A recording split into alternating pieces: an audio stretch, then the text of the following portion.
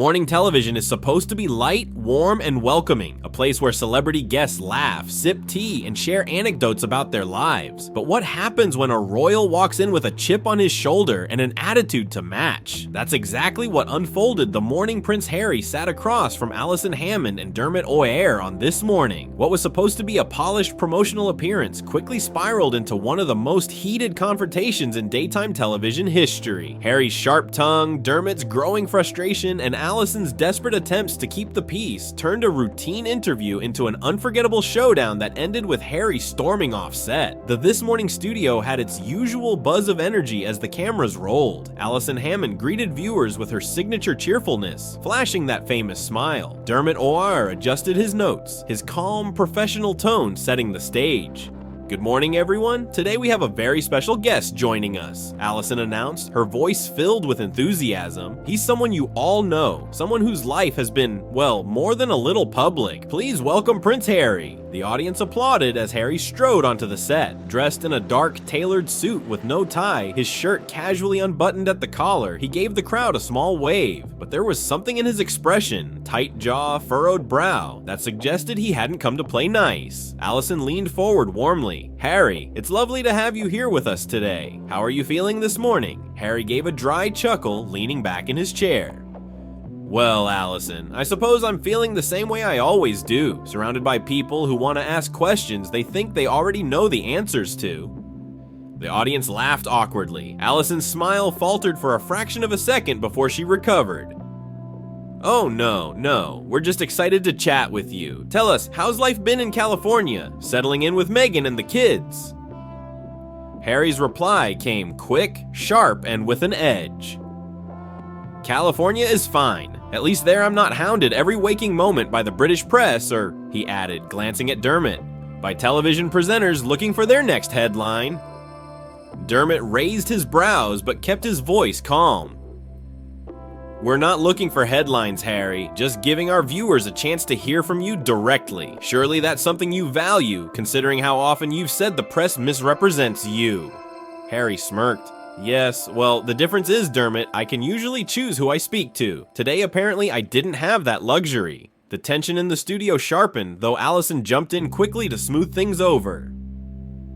"Oh, come now, Harry. We're delighted you're here. Everyone watching at home wants to hear about your projects, your life, and of course, your family. How are Archie and Lilibet doing?" Harry sighed dramatically, shifting in his chair. "They're fine, Alison. Perfect, in fact, but every time someone asks me about my children on live television, I wonder, are you genuinely interested or are you just fishing for a soundbite? Because if it's the latter, I'll save us all the trouble and say they're wonderful. Full stop." The audience stirred, the tension palpable. Alison gave a nervous laugh. "Well, we are genuinely interested, Harry. You're a father, after all, and many of our viewers are parents too. It's a connection point." But Harry cut her off. "A connection point? Alison, you don't know me, you don't know my children, and you don't know what it's like to live under the constant shadow of a monarchy that dictates everything about your existence. So forgive me if I don't see this as a cozy little chat." Dermot shifted in his chair, his calm demeanor starting to fray at the edges. He leaned forward, his voice firmer now. "Harry, with all due respect, you did agree to be here. And when public figures come on This Morning, the idea is to have an open conversation. That's not about intrusion, it's about honesty with the public who followed your journey." Harry's jaw tightened, his eyes narrowing. "Honesty. Don't lecture me about honesty, Dermot. I've been forced to live honestly every single day while the press twists everything I say and do. If anything, this is just another circus performance. I'm the show pony and you're the handlers making sure I trot out the right lines." Gasps rippled through the audience. Alison's eyes darted to Dermot, silently pleading with him to keep things under control. Dermot inhaled slowly, visibly restraining himself. "Harry," Alison said gently, "we just want to understand your perspective. People admire you for speaking out, for carving your own path. Surely talking about that is a good thing." Harry crossed his arms, his tone dripping with disdain. "Or maybe it's just good for your ratings. Let's not pretend this is about understanding me. This is about you, your program, and the spectacle of having a prince who turned his back attack on the institution. The air in the studio felt heavier now, as if the lights themselves had dimmed with the growing hostility. Dermot's smile had vanished entirely, his patience tested, but not yet broken. Allison, still trying to hold the fragile balance, cleared her throat. Well, let's take a quick break, and when we return, we'll continue our conversation with Prince Harry. The camera cut to commercial, but the tension lingered like static in the air. What had begun as a simple morning show chat was already veering off course, and the worst was still to come. When the cameras returned from the break, Allison Hammond's smile was brighter than ever, though it seemed stretched thin with effort. Dermot adjusted his posture, leaning slightly forward at the desk, his expression calm but clipped. Between them, Prince Harry sat with one leg crossed over the other, arms folded tightly across his chest, radiating an air of defiance. Allison jumped in quickly, trying to reset the tone. Welcome back to This Morning. We're joined today by Prince Harry, talking about life, family, and his new projects. Her laugh was cheerful, but carried a nervous undertone. Harry, let's dive into your latest charity work. You've been involved with some incredible organizations in California, right? Harry gave a slow, dismissive nod. Yes, though I imagine the specifics aren't of much interest to your viewers. People here prefer the gossip, don't they? Allison blinked, thrown off balance. Well, I think our viewers are genuinely curious about the positive work you're doing. Harry smirked, leaning back in his chair. Curious perhaps, but not committed. Let's face it, charity work doesn't make headlines. My private life does. That's why I'm sitting here, isn't it? The audience murmured, some nervously laughing. Dermot's face tightened, but he kept his voice steady. Harry, to be fair, many people are interested in the work you do. We just try to give a balance. Talk about your projects, but also about the things the public wants to know. That's the nature of live television. Harry scoffed. Balance? No, Dermot, balance would mean focusing on substance, not trying to trip me up with questions about my wife and children. Dermot inhaled slowly, his patience clearly wearing thin. I don't think asking about your family is tripping you up, Harry. It's something viewers relate to. You've often spoken about wanting to be a good father. That's something people admire. Harry's laugh was sharp and humorless. Admire or scrutinize. Every word I say about my children is dissected, analyzed, twisted into something else. And now here you are playing the same game, Allison interjected, her voice softer. Harry, I think Dermot means it in a positive light. People love hearing about Archie and Lilibet. How are they doing? Harry's lips pressed into a thin smile, but the sarcasm in his tone was unmistakable. They're thriving, Allison. Thriving despite the constant noise, despite the endless speculation, despite the fact that their father can't so much as sneeze without someone writing an article about it. But thank you for asking. Again, the tension was growing unbearable. The audience shifted in their seats, the awkward energy radiating through the studio. Dermot straightened his notes, his jaw tightening before he spoke again. Let's pivot a little, Dermot said, his tone professional but firm. Harry, there's been a lot of talk about your Netflix projects, documentaries, specials. Some reports even suggest there were disputes over financial demands for the new season. Can you tell us more about that? Harry's eyes narrowed, his expression icy. There it is. The money question. Predictable. Dermot raised his brows. It's not meant to provoke, Harry. These are public reports. People are curious if there's truth to them. Harry leaned forward now, his voice sharp, dripping with disdain. People are curious because the press feeds them lies, and programs like this keep serving it up on a silver platter. You call it journalism, I call it voyeurism. Gasps fluttered through the audience. Allison visibly tensed, her hands gripping the table as she tried to smooth over the friction. Harry, I don't think Dermot meant it like that. He's just asking the questions on people's minds. But Harry wasn't done. And maybe people's minds are too small if they're obsessed with whether or not I negotiated for a fair paycheck. Last time I checked, I wasn't the only person in the world trying to provide for his family. The audience's unease turned into scattered applause, but the atmosphere remained heavy. Dermot's patience was wearing thinner by the second. He forced a polite smile. Fair enough, Harry, but you've spoken often about moving away from the trappings of the monarchy. Doesn't taking multi-million-dollar deals while criticizing the institution look contradictory to some people? That was the spark, Harry's eyes flashed.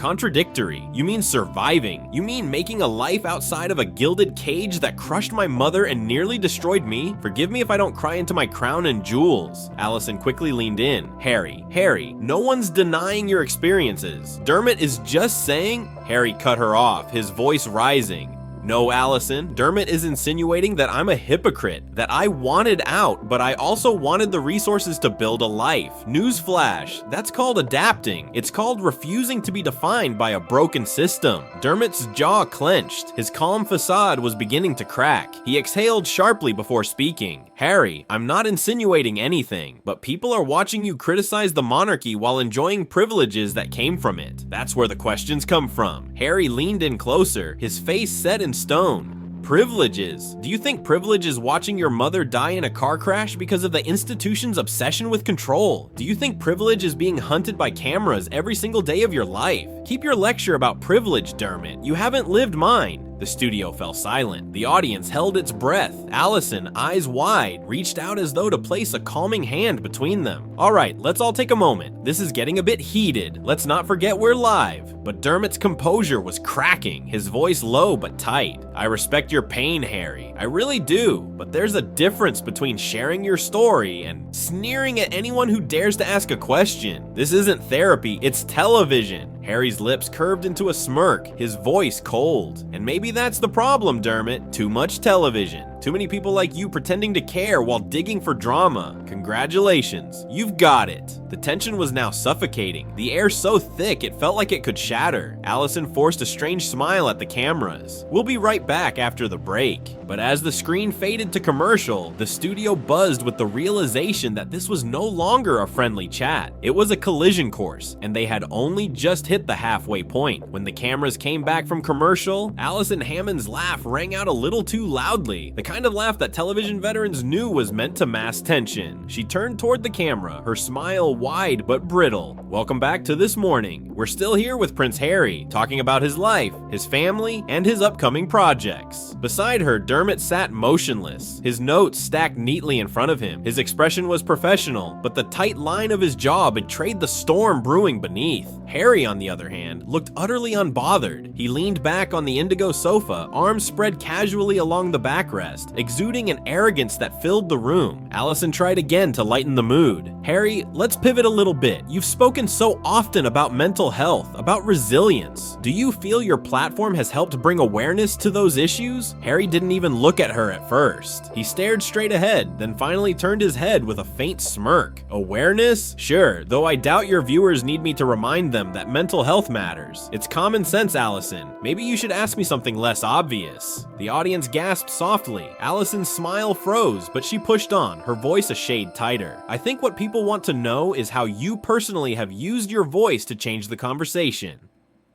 That's important, Harry. Harry shrugged. I've said what I needed to say. If people haven't heard it by now, they're not listening.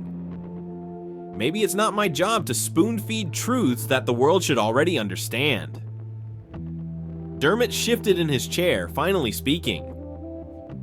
With respect, Harry, raising awareness is a continuous job. It doesn't end after one interview or one speech. That's why people are curious about your ongoing role. Harry tilted his head, his eyes narrowing. Curious? Or just nosy? Let's be honest, most of the time these questions aren't about solutions. They're about keeping me on the defensive. And frankly, I'm tired of it. The atmosphere thickened again. Allison nervously reached for her water glass, buying time. Dermot, however, was growing less patient. He leaned slightly forward, voice measured but pointed. All right, let's address something more specific then, Dermot said, his gaze steady. There's been a lot of public speculation about your relationship with your brother, Prince William. Many people wonder if reconciliation is possible. Do you see that happening in the future? Harry's smirk vanished, replaced by a glare. Speculation, speculation, speculation. That's all people ever want. William lives his life. I live mine. And And frankly, I don't owe anyone an update on our family chats, or lack thereof. Dermot nodded calmly, but you've chosen to speak publicly about those family tensions before, so it's natural that people ask where things stand now. Harry's voice sharpened. Natural? No, Dermot. Voyeuristic. People want the drama, not the truth. The truth is, my brother and I are different men with different paths. End of story. The audience stirred again. Allison interjected quickly. But Harry, don't you think people root for you two too? Harry cut her off, his tone icy. People root for what makes them feel better, not what's real. If they want fairy tales, they can turn on Disney+. This is my life, not their bedtime story. The air crackled with tension. Dermot's patience was slipping further. He glanced briefly at Allison, then leaned forward again. Fair enough, but when you release books, documentaries, and interviews that bring those private tensions into the public domain, surely you understand why people follow up. Harry gave a short, bitter laugh. Of course you'd spin it that way. Always the same logic. I tell my story, and suddenly I'm accused of oversharing. Yet the palace feeds the press daily, and nobody calls them out. Hypocrisy at its finest. Allison's smile was slipping now, her voice quieter. Harry, I think Dermot just means... Harry cut her off again. I know exactly what Dermot means, and maybe he should admit what he's really saying. That it's fine for the palace to control the narrative, but not fine for me to speak my truth. The audience buzzed with unease. Dermot's jaw tightened, but his voice remained calm, though there was steel beneath it now. Harry, what I'm saying is simple. When you ask the world to listen, the world is also going to ask questions. That's not persecution, that's accountability. Harry leaned forward suddenly, his voice sharp as a blade. Accountability for whom? For me? What about accountability for the family that silenced me? For the institution that chewed up my mother and tried to do the same to my wife? Where's their accountability? The words hung heavy in the studio, the silence deafening. Allison placed a gentle hand on Dermot's arm, trying to calm the tension. All right, let's move on. But Dermot's calm mask was cracking. He exhaled slowly, his voice lower. We can move on, Allison, but let's not ignore what's happening here. Every time I ask a question, Harry, you deflect, insult, or belittle. This isn't a witch hunt, it's an interview. You came here by choice. Harry's smirk returned, cold and cutting. Choice? My choice? Hardly. These interviews are just part of the circus. And you, Dermot, are one of the ringmasters. That was it. The spark lit the fuse. Dermot leaned forward, his tone still even but no longer patient. I've interviewed politicians, celebrities, grieving parents, people under immense pressure, and never once have I been treated with the level of disdain you've shown today. It's not strength, Harry, it's arrogance. The audience gasped. Allison jumped in quickly, her voice higher, more frantic. Okay, let's just take a breath. We don't want this to get out of hand. But Harry only smirked wider, as though enjoying the chaos. Arrogance, Dermot, or perhaps just honesty. I don't sugarcoat for people who don't deserve it. Dermot's eyes locked on Harry's, the tension now palpable. And there it is again, the contempt. Maybe the problem isn't the monarchy or the media or your family. Maybe the problem, Harry, is you. The words hit the studio like a thunderclap. Allison's face went pale. The audience audibly gasped, and Harry froze for a fraction of a second before his jaw tightened, his eyes narrowing into fury. For a moment, the three sat in utter silence. The storm had arrived, and everyone knew there was no turning back. The cameras kept rolling. The producers didn't dare cut to commercial. What was unfolding was bigger than morning chatter. It was history in the making. The studio air was thick, suffocating, as if the very oxygen had been drained away. Dermot sat rigid in his chair, his knuckles white where they gripped the cards. Harry lounged opposite him, a smirk plastered across his face, enjoying the discomfort his words created. Allison Hammond tried desperately to cut the tension, her voice pitched higher than usual. All right, gentlemen, she said with forced cheer. Let's not, but Harry raised a hand dismissively. Don't worry, Allison. Dermot clearly needs to get something off his chest. Let him. Dermot leaned forward, no longer the measured diplomatic host. His voice was low, but carried across the studio like a warning shot. You want honesty, Harry? Fine, let's have it. The audience went pin-drop silent. Allison's wide eyes darted between the two men, her hand hovering over Dermot's arm as though touch alone might cool the fire. You've spent the last hour Dermot continued, telling the world how unfairly you've been treated, how silenced you've been, how misunderstood you are. But let's look at reality, shall we? You claim to hate the monarchy, but it's the monarchy that gave you the platform you stand on. Without the royal name, you wouldn't be here. You wouldn't have Netflix deals, book contracts, or this interview. You've cashed every check stamped with the crown while telling us all how oppressive it is. Do you not see the hypocrisy? The audience gasped audibly, phones whipped out to record. Harry's smirk faltered, his jaw clenching, but he forced out a scoff. Hypocrisy? No. It's called survival. I'm not going to apologize for using what was forced on me. Dermot's voice grew sharper. Survival? Harry, you're one of the most privileged men on the planet. You've traded castles for California mansions, tabloids for Netflix specials. That's not survival, that's self-indulgence. Allison tried again, her voice shaking. Dermot, please. But he was past the point of return. Years of broadcasting experience had taught him composure, but Harry's sneering condescension had eroded every ounce of it. And another thing, Dermot said, leaning so far forward the space between them felt dangerous. You constantly attacked the very family that gave you everything, all while hiding behind words like truth and authenticity. But isn't it true, Harry, that without Meghan's push, without the spotlight you claim to hate, you'd still be the forgotten spare? Isn't all of this, every interview, every book, just another way to cling to relevance? Harry's face flushed red, his voice rising. How dare you? But Dermot snapped back, his voice booming across the set. No, how dare you? How dare you sit here and sneer at us, sneer at the public, sneer at your family, while taking full advantage of every privilege that comes with your name. You've turned grievance into a brand, pain into a paycheck, and this, he gestured around the studio, into yet another stage for your arrogance. The audience erupted, some gasping, some clapping nervously, others whispering furiously. Allison stood halfway out of her chair, her arms outstretched as if trying to hold back two fighters. Please, let's not! But Harry shot to his feet, his chair scraping violently against the studio floor. His voice cracked with fury. I don't have to take this, not from you, not from anyone. You think you know my life? You know nothing. You sit here with your smug questions pretending to be fair when really you're just another cog in the media machine that's tried to destroy me and my wife. Dermot stood too, his chest heaving, his voice ice cold. If you can't answer fair questions without resorting to insults and tantrums, then maybe you shouldn't come on the show at all. Harry's fists tightened at his sides. For a terrifying moment, the audience thought he might actually lash out. Instead, he pointed a shaking finger at Dermot. You'll regret this, both of you. Everyone will see how you've treated me. This is an ambush, pure and simple. Dermot, unflinching, turned to the cameras. Ladies and gentlemen, I want to apologize. This is not the conversation we intended to have this morning. We respect our guests, but respect is a two-way street, and I cannot in good conscience continue this interview. Harry froze, the words sinking in. Dermot had said it. The interview was over. He had been cut off, dismissed. You're throwing me out? Harry demanded, his voice incredulous. Dermot met his eyes, steady and unyielding. Yes, this is this morning, not your soapbox. It's time you left. The audience gasped again. Allison covered her mouth in shock, shaking her head. Harry's face twisted with rage, humiliation painted across every line. He grabbed his jacket from the sofa, muttering under his breath, "Unbelievable. You'll all see. You'll regret this." With that, he stormed off the set, his footsteps echoing in the stunned silence. Allison, still wide-eyed, turned back to the camera.